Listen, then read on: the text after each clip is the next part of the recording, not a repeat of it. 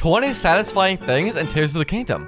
I asked you guys what are some things you found satisfying about Tears, and these were your answers. And to spice things up a little, I'll also be rating your answers out of 10. So if you made it into the video, leave a comment. The low gravity areas are really satisfying. The way you can just hover around will never not be fun. Jumping feels like you're on the moon, the combat is fun, and when you leave the area, a really cool effect happens. Doing the water temple with low gravity was actually very refreshing and a great idea for a dungeon. Overall, with the slow motion gameplay and effects, I gave low gravity a 7 out of 10. Ascend is a really useful mechanic for pretty much the entire game. Not only is getting to places you otherwise couldn't satisfying, the sounds and effects are too. I love using it to solve puzzles the unintended way. It's very satisfying to cheat. Just ask my girlfriend. I give Ascend a 6 out of 10. I'm sorry, but if the sound of my heart rate monitor next to my deathbed isn't the tool and headshot sound effect from Tears of the Kingdom, just pull the plug. There is nothing quite like being surrounded by a bunch of enemies and Toolin headshotting every single one. I know I give Toolin a lot of hate as a character, but his aim is on point. That little ding sound effect is what I live for. 9.7 out of 10. If you didn't know, not too far from Lakeside Stable in the Farron region, there are these large creatures that can be fed luminous stones in exchange for a special reward. Yeah, you kind of just leave your luminous stones on the ground and hope for the best. Well, we'll come back later to see if I got scammed or not. In pretty much every Zelda game, you start from the bottom and work your way up by fighting monsters, collecting stuff, and just being a goofy little guy. So it makes sense that getting to the point where you can murder everything is really satisfying. Just take it from Michael. Yeah, I really feel like the beauty of my art is like learning how to be really skilled at what I do.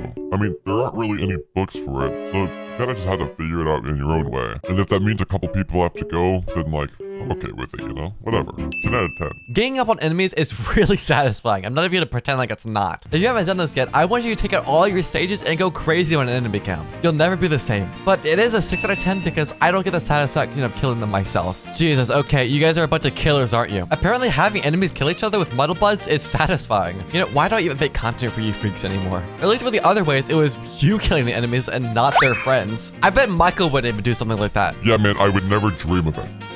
6 out of 10. Okay, this was easy. Bowling Bokos with Yunobo is probably the most fun I've had with this game. 7.9 out of 10. If you've ever tried to make a machine to kill enemies, you know it can be a little tricky to get right for a little. There are just so many parts and so many places to put them. My 4th grade education just can't handle this. But when you do get it to work, it's satisfying. Just look at this thing. I've never made this before filming this video. I'm honestly scared of what I've created. 10 out of 10. I got a comment saying killing a Gliak is satisfying. So I could show you boring footage of me fighting one the normal way, or I could combine this one with the last one to see what happens. Link on a death machine versus a Gliak. Let's see who wins. This will be the craziest battle in a million years. Oh. Link hasn't built it again. While we wait for Link to rebuild the death machine, we can go check up on the Don to see if I got scammed or not. Alright, we got 2 Topaz, 4 Opal, 1 Ruby, and 2 Flint.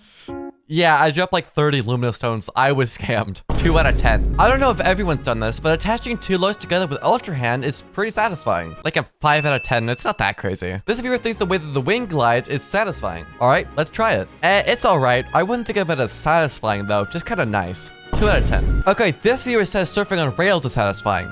Yes, I completely agree. In fact, my first time playing, I couldn't stop surfing on rails. 7 out of 10. Oh yeah, weapons breaking, really satisfying. 0 out of 10. All right, this is getting a little ridiculous. Let's see how Link's doing. Still building that death machine? All right, let's carry on.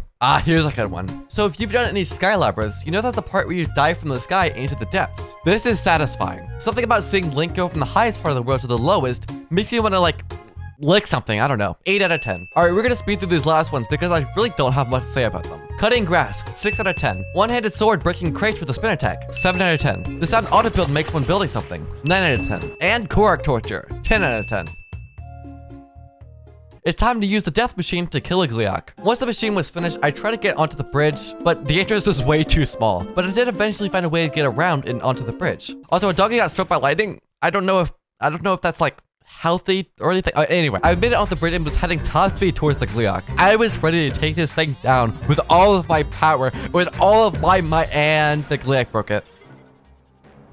Well, that was a waste of time. Hey, thanks for sticking around to the end. Click here to see 21 things you hate about Tears of the Kingdom. And also, feel free to subscribe. It's completely free.